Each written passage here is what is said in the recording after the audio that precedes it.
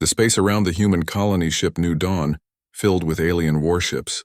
Their hulls were black and covered with sharp angles that looked like weapons themselves. Admiral Kextar stood on the bridge of his flagship, watching the primitive human vessel through the main screen. The humans had no chance against his fleet, but something felt wrong. "Admiral, the human ship is not surrendering," his communications officer reported. They are asking us to leave." Kextar's four eyes blinked slowly.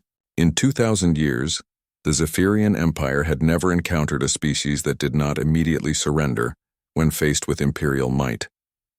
These humans must not understand what they were facing. Send another message. Tell them they have 1 hour to surrender or we will destroy them. Captain Jake Morrison stood in the command center of New Dawn, looking at the enemy ships surrounding them. His crew was scared, but they had not run. The colony ship carried 50,000 people heading to a new world. Men, women, and children who had left Earth to find a better life among the stars. "Captain, they want us to surrender," said Lieutenant Amy Carter, his communications officer. Jake looked at the screen showing the alien ships. They were bigger and more advanced than anything humans had ever built. But Jake had spent 10 years in Earth's Navy, and he knew one thing for certain. You never give up when you are protecting innocent people. "Tell them no," Jake said quietly. "And prepare the emergency thrusters." The bridge crew stared at him. The emergency thrusters were meant for escaping disasters, not fighting space battles. But Jake had an idea. It was crazy, but crazy might be their only chance. Admiral Kextar received the human response and felt something he had not experienced in decades. Confusion. The human ship began moving in a strange pattern, spinning and diving like a wounded animal. It made no sense. "Sir, they are coming directly at us," his weapons officer said. "Impossible. That is suicide," but the human ship kept coming. Jake Morrison had ordered all power to the emergency thrusters and aimed his ship directly at the largest alien vessel. At the last second, he fired the colony ship's mining charges and spun away from the explosion. The blast caught the Zephyrian flagship by surprise. Their shields held, but the ship was pushed off course. More importantly, the other human ships that had been hiding behind nearby asteroids suddenly appeared and began their own attacks. Commander Lisa Park led the escort fleet protecting New Dawn. Her ships were small and weak compared to the aliens, but she had something the enemy did not expect: desperation and creativity. While Jake drew their attention, Lisa's ships attacked from 6 different directions at once. "Target their weapon systems," Lisa ordered over the radio. "Do not let them get a clear shot at the colony ship." The human fighters moved like angry insects around the massive alien ships. They were too small and fast for the big alien weapons to hit easily. When the aliens tried to use smaller weapons, the humans had already moved somewhere else. Admiral Kextar watched his perfect formation fall apart as tiny human ships buzzed around his fleet like parasites.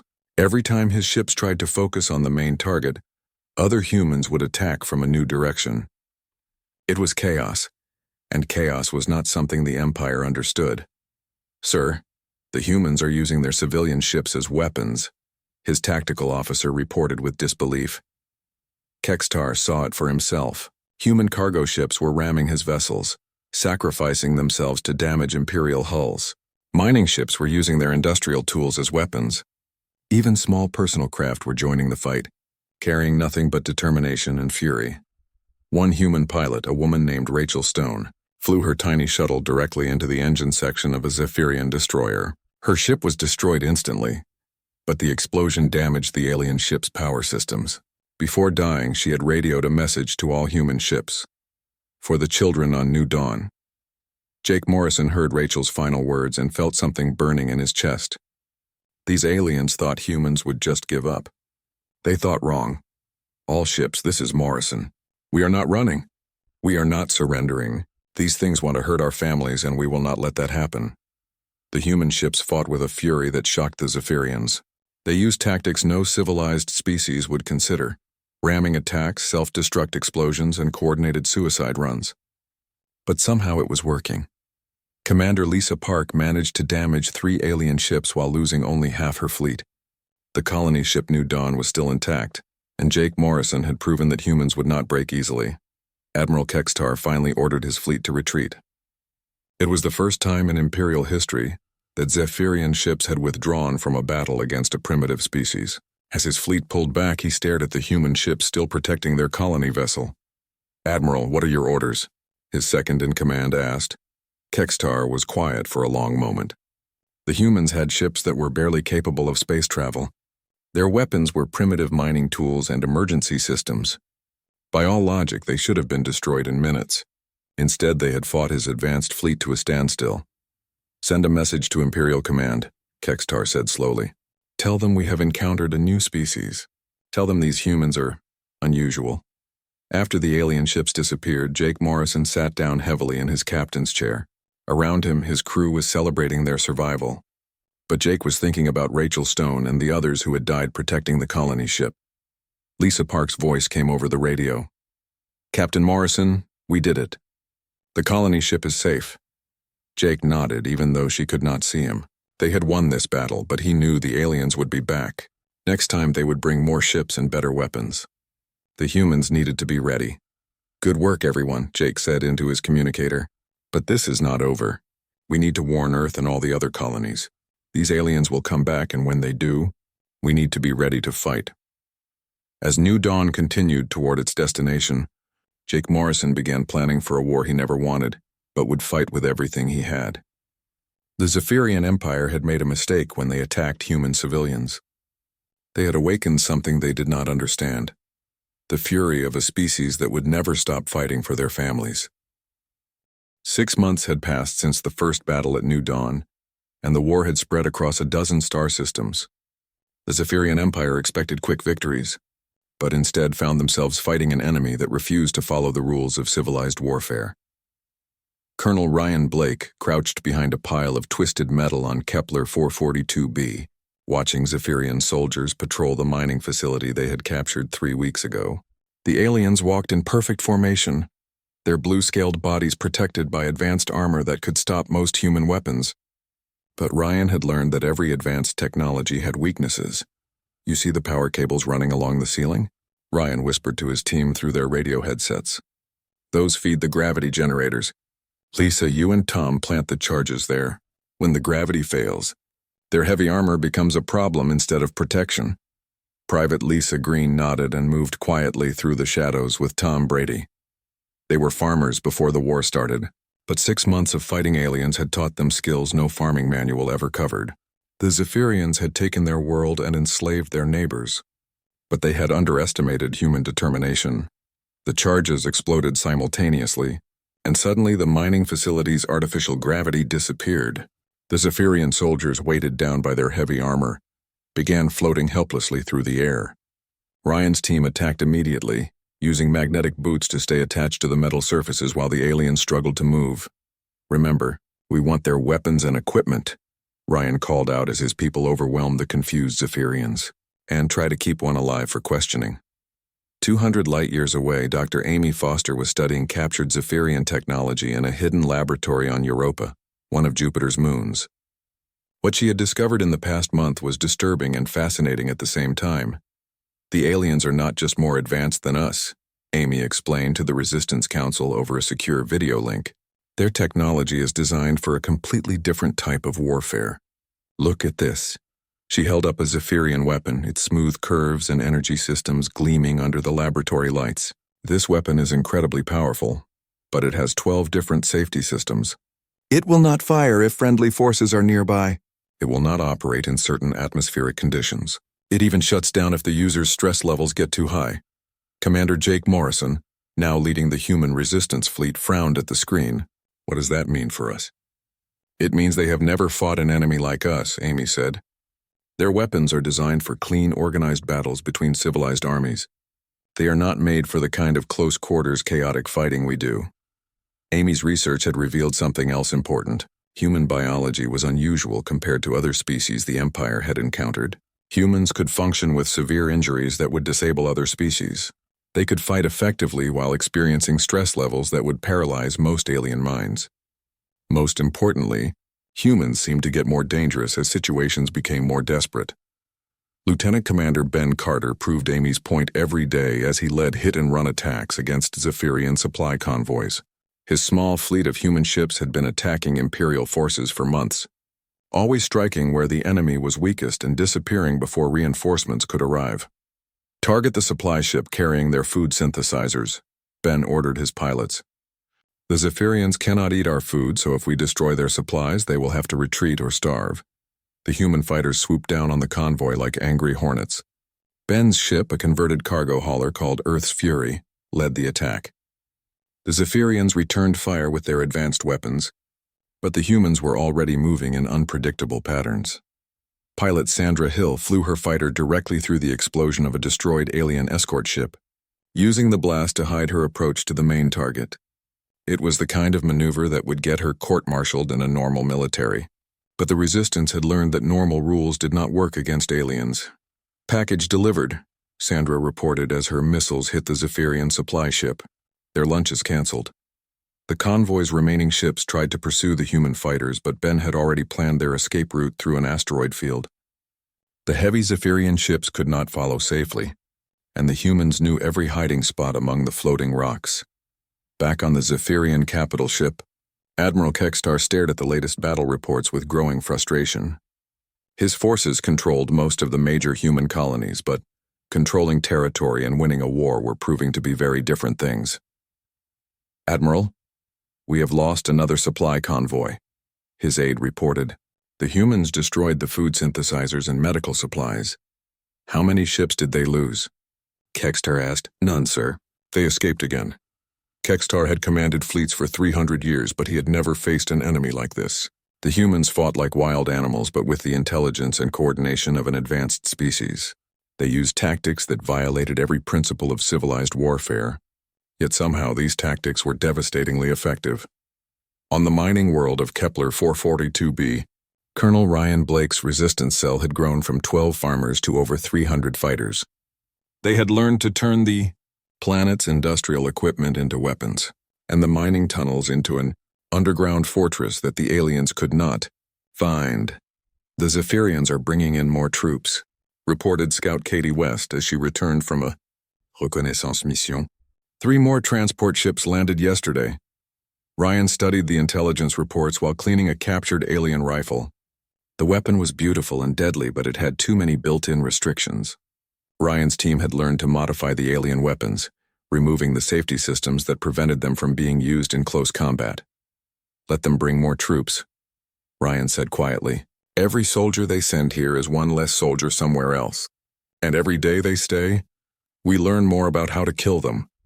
The resistance was growing stronger, but Ryan knew they were fighting a war they could not win through conventional means.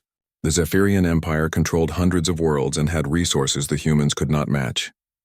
But humans had something the Empire had never encountered: the ability to turn desperation into strength. Dr. Amy Foster had discovered this in her laboratory studies, but Ryan Blake proved it every day in the tunnels beneath Kepler 442b. When humans were cornered and outgunned, they did not surrender. Instead, they became more creative, more vicious, and more determined than their enemies thought possible. "We cannot beat them in a fair fight," Ryan told his assembled fighters in the hidden underground base. "So we do not fight fair. We fight like humans, and we make them regret they ever heard of Earth." The war was spreading to more worlds every week, and each new battle taught the same lesson. The Zephyrian Empire had expected to conquer a primitive species, but instead they had awakened something that would not stop fighting until every last human was dead, or every alien had been driven away.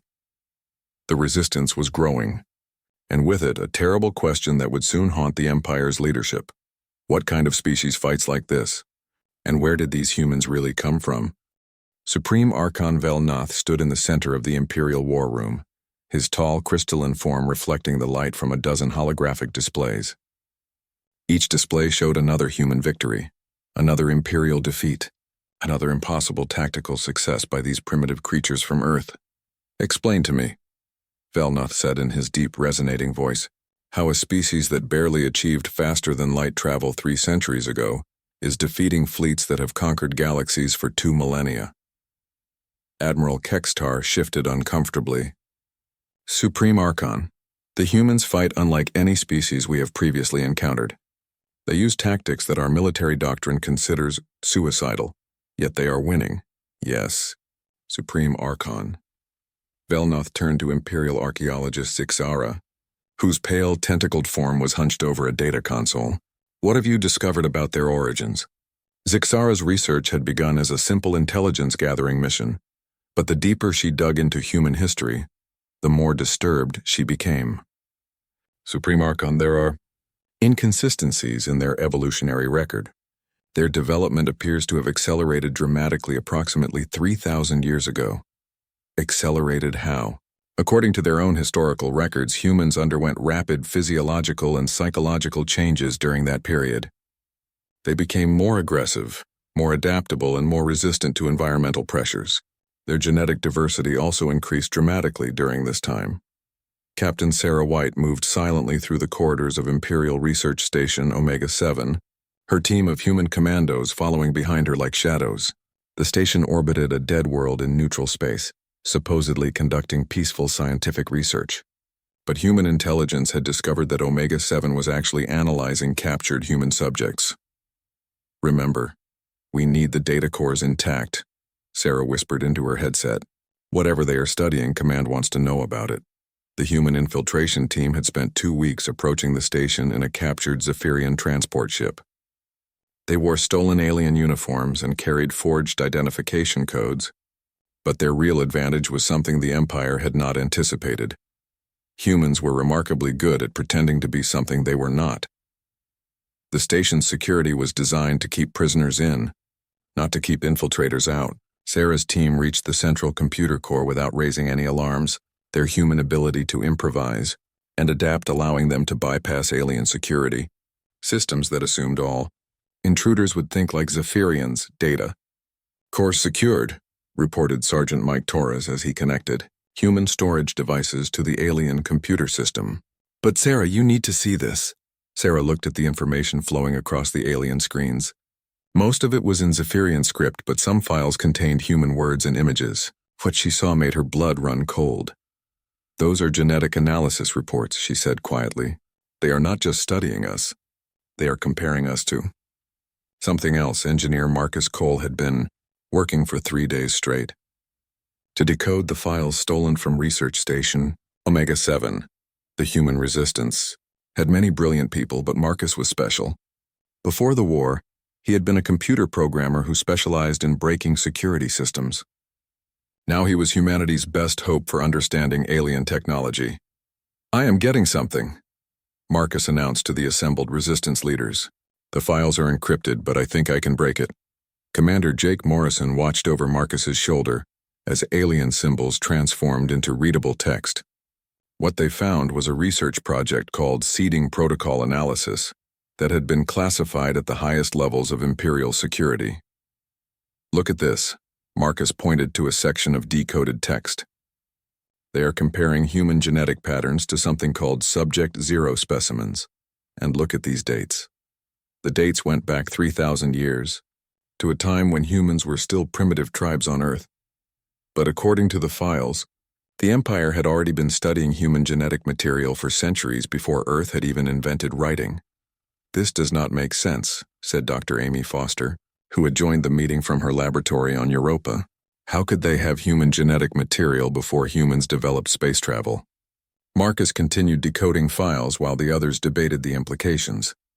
What he found next made everyone in the room go silent. There are references to something called the Warrior Dispersal Project, Marcus said slowly. It mentions multiple worlds, genetic seeding, and containment protocols. Zixara's investigation was reaching the same conclusions, but from the other side. Her access to Imperial archives revealed classified information that had been buried for millennia. But the pattern was becoming clear. Supreme Archon, she reported to Velnoth during their next meeting, I have found records of a species the Empire encountered 3,000 years ago. They were designated as the warrior race in our files. What happened to this species? They were problematic. According to the archives, they possessed exceptional combat abilities and an unusual resistance to conventional conquest methods. Standard Imperial tactics proved ineffective against them. Velnoth's crystalline form darkened with concern. Were they destroyed? No, Supreme Archon. That is where the records become unclear.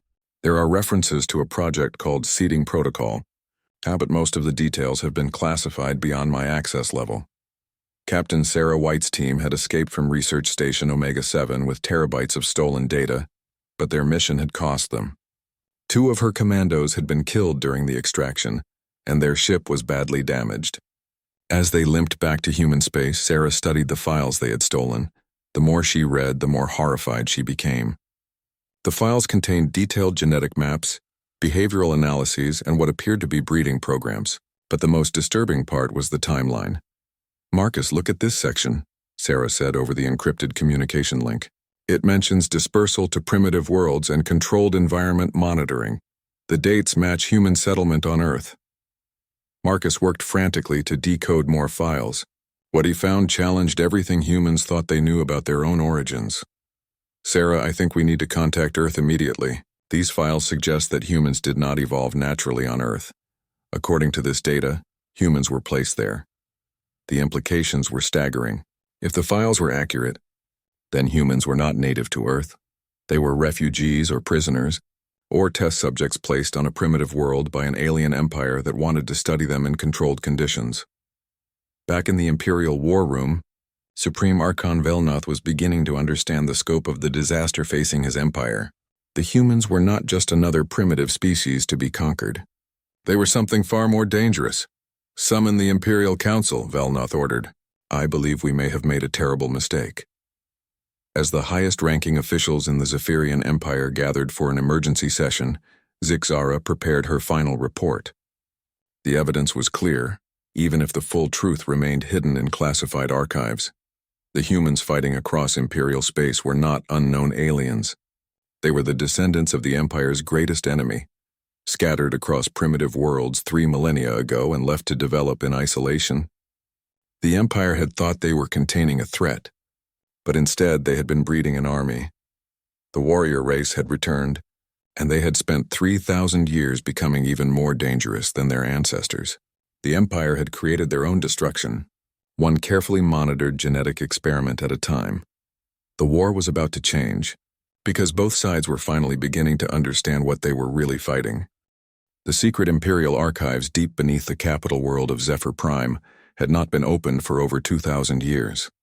Supreme Archon Velnoth stood before the massive vault doors, his crystalline fingers entering access codes that only 3 beings in the Empire knew. "Supreme Archon," warned his security chief, "these archives are classified for good reason. Some knowledge is too dangerous to possess. The humans have made that knowledge necessary," Velnoth replied as the ancient doors slowly opened. "We are losing this war because we do not understand our enemy. It is time to learn the truth." Inside the archives, holographic displays activated for the first time in millennia. Zixara followed the Supreme Archon into the chamber, her tentacles trembling with anticipation and fear. What they found in those ancient files would change everything. "Captain." Kevin Turner watched the Zephyrian fleet, approaching his position above the human stronghold world of New Terra. 50 Imperial warships moved in perfect formation toward the planet where 2 million human colonists had made their last stand. Kevin's small defense fleet consisted of 12 converted cargo ships and a handful of fighter craft. "All ships, this is Turner," he broadcast to his outnumbered forces. "They want to finish us today. Make sure they regret it."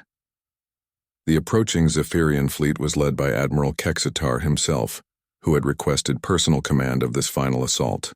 The humans had embarrassed the Empire for too long, and today would end their resistance once and for all. But as the Imperial ships closed in on New Terra, something unexpected happened. The human defense fleet began moving in patterns that made Kexitar's blood freeze. He had seen those formations before in classified military histories from the Empire's darkest period. "Impossible," Kexitar whispered. "They are using warrior protocols." Supreme Archon Velnoth stared at the holographic display showing the battle above New Terra.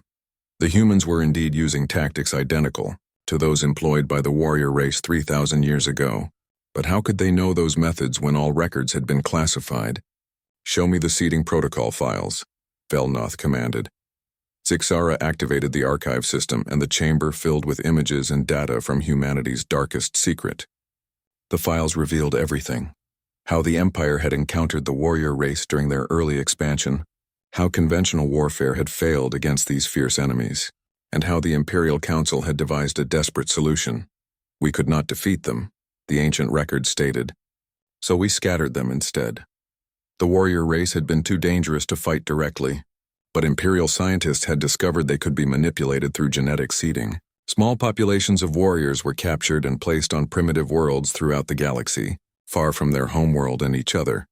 The plan was to study them in controlled environments, Zixara read from the files, to learn their weaknesses while keeping them isolated and primitive. Each seeded world would be monitored to ensure the populations remained contained.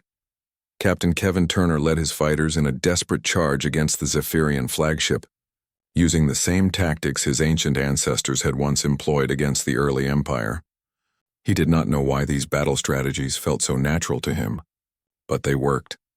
The human fighters moved like wolves hunting in a pack, coordinating their attacks with an instinctive understanding of warfare that should have taken decades to develop. Kevin's ship, the Terra's Last Hope, danced between alien energy beams while targeting weak points in Imperial defenses. "Focus fire on their command ship," Kevin ordered. "If we cannot win, we make sure they pay the price."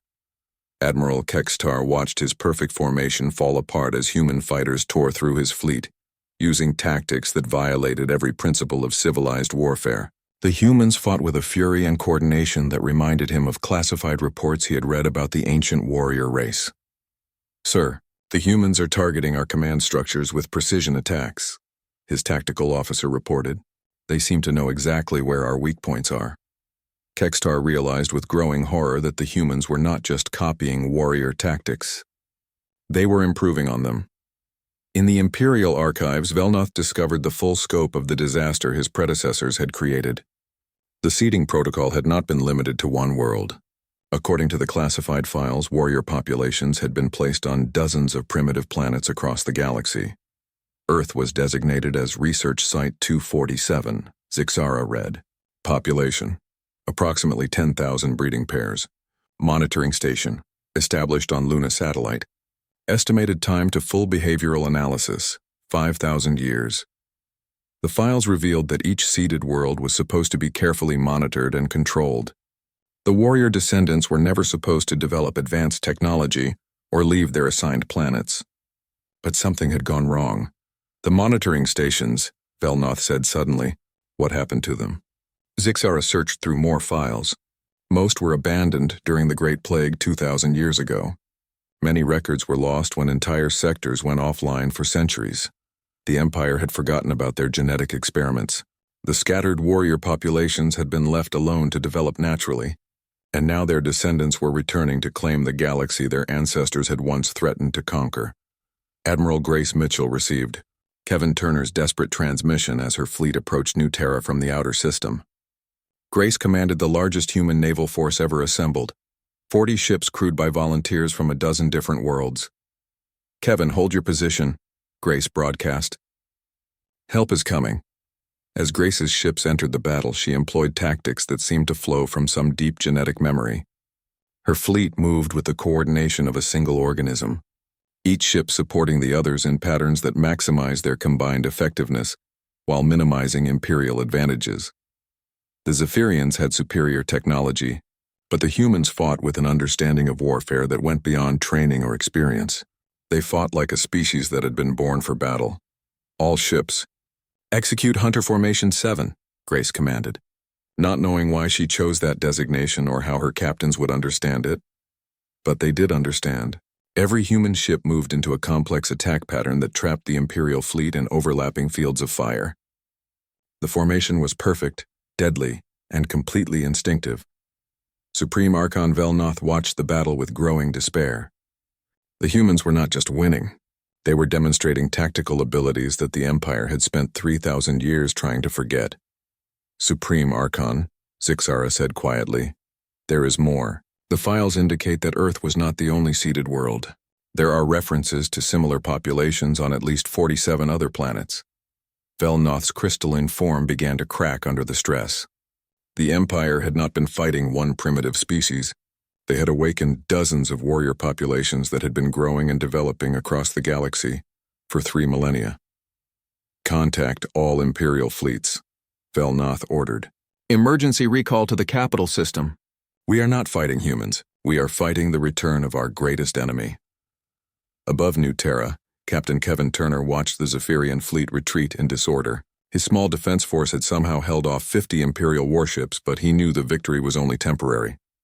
"Grace, we did it," Kevin transmitted to Admiral Mitchell. "But they will be back." "Not just here," Grace replied, studying intelligence reports from across human space. "Kevin, we are getting reports from dozens of other worlds. Human populations everywhere are beginning to fight back, and they are all using the same tactics we just used." The truth was spreading across the galaxy like wildfire. Humans were not the peaceful colonists the Empire had expected to conquer. They were the scattered children of the warrior race, and 3,000 years of isolation had not weakened them. It had made them stronger. The message spread across human space faster than light itself, transmitted through every communication channel the Resistance could access. Admiral Grace Mitchell stood before a holographic transmitter, addressing scattered human populations on dozens of worlds simultaneously. "Brothers and sisters," Grace began, her voice carrying to mining colonies, farming settlements, and hidden resistance bases throughout the galaxy. "We have learned the truth about who we are. We are not refugees. We are not primitive colonists. We are the children of warriors, and it is time to reclaim our birthright." On 47 different worlds, human populations received the same message at the same time. The genetic memories that had been stirring for months suddenly awakened fully. Farmers picked up weapons with skills they had never learned. Miners organized military formations using tactics they had never studied. Children as young as 10 began understanding battle strategies that had been buried in their DNA for 3,000 years. Commander Tyler Brooks led the first coordinated human offensive against the Imperial capital system. His fleet consisted of ships from 12 different worlds, crewed by people who had never met each other, but fought together like they had trained for years. "All units, this is Brooks," Tyler transmitted as his fleet approached the outer defenses of Zephyr Prime. "Today, we finish what our ancestors started 3,000 years ago. The Zephyrian home system was the most heavily defended location in the Empire, protected by orbital fortresses and hundreds of warships. But the defenses had been designed to repel external invasions, not to stop an enemy that understood Imperial tactics better than the Empire itself. Tyler's fleet attacked in waves, each assault revealing new weaknesses in Imperial defenses. The humans fought with perfect coordination, as if their tactical decisions were being guided by some shared consciousness that connected them across thousands of light years. Captain Amanda Stone commanded a fleet approaching from the Galactic East, where her ships had discovered 3 more human colonies that had been awakening to their warrior heritage. These populations had been seeded on worlds the Empire had forgotten existed, but their genetic programming had activated along with all the others. "Amanda, this is Grace Mitchell," came the transmission from the main human fleet. "What is your status?" "We have made contact with the populations on Kepler 186F, Wolf 359C, and Gliese 667cc, Amanda reported. "All 3 colonies are mobilizing for combat. Their ships are primitive, but their crews fight like they were born for it. Because they were born for it." Every human alive carried the genetic legacy of the warrior race, the most feared military force the galaxy had ever known. The Empire had thought they could control and study these genetic descendants, but instead they had created a distributed army that had been growing stronger for 3 millennia. Supreme Archon Velnoth stood in the Imperial Command Center, watching his empire crumble on a dozen different fronts simultaneously. Human fleets were attacking major Imperial installations across 3 galaxy sectors, and every report brought news of more defeats. Supreme Archon, his communications officer, announced, "We are receiving surrender requests from 17 different sector commands. Our forces are requesting permission to retreat." "Denied," Velnoth said firmly. "The Empire does not surrender to primitives." But even as he spoke, Velnoth knew the truth. The humans were not primitives. They were the return of the Empire's greatest nightmare, made worse by 3,000 years of evolution and adaptation. Colonel Jake Peters led the final assault on the Imperial throne world itself. His ships had fought their way through 3 defensive lines, using tactics that seemed to anticipate every Imperial countermove. The orbital fortresses that should have been impregnable fell one by one to human forces that attacked with surgical precision and relentless determination. "This is Peters to all human forces," Jake transmitted as his flagship approached the capital planet. The Empire's leadership is within our reach. Let us finish this war the way our ancestors would have wanted. The battle for Zephyr Prime lasted 6 hours. Human forces attacked from 17 different directions simultaneously, overwhelming Imperial defenses through sheer tactical superiority. The Empire's advanced technology meant nothing when their enemies understood warfare at a genetic level. Captain Nina Clark coordinated the ground assault on the Imperial Palace complex. Her troops moved through the alien architecture, like they had been fighting in these buildings their entire lives. Every corridor, every defensive position, every strategic choke point was approached with tactical knowledge that seemed to come from racial memory. Secure the archives, Nina ordered her troops. We need to know exactly how many of our people they scattered across the galaxy. The Imperial archives revealed the full scope of the seeding protocol. Warrior populations had been placed on 93 different worlds, far more than anyone had suspected. Each population had developed independently, but all carried the same genetic heritage that made them nearly impossible to defeat in combat. Supreme Archon Velnoth was captured in his throne room, surrounded by human soldiers who had fought their way through guards that should have been invincible. As Nina Clark approached him, Velnoth finally understood the magnitude of his predecessor's mistake. You were never supposed to leave your worlds, Velnoth said quietly. The protocol was designed to keep you contained. The protocol failed, Nina replied. And now you face the consequences. Nina activated her communicator, transmitting to every human force across the galaxy. This is Captain Nina Clark of the Human Liberation Fleet. The Zephyrian Empire has surrendered. The war is over. But the war ending was only the beginning.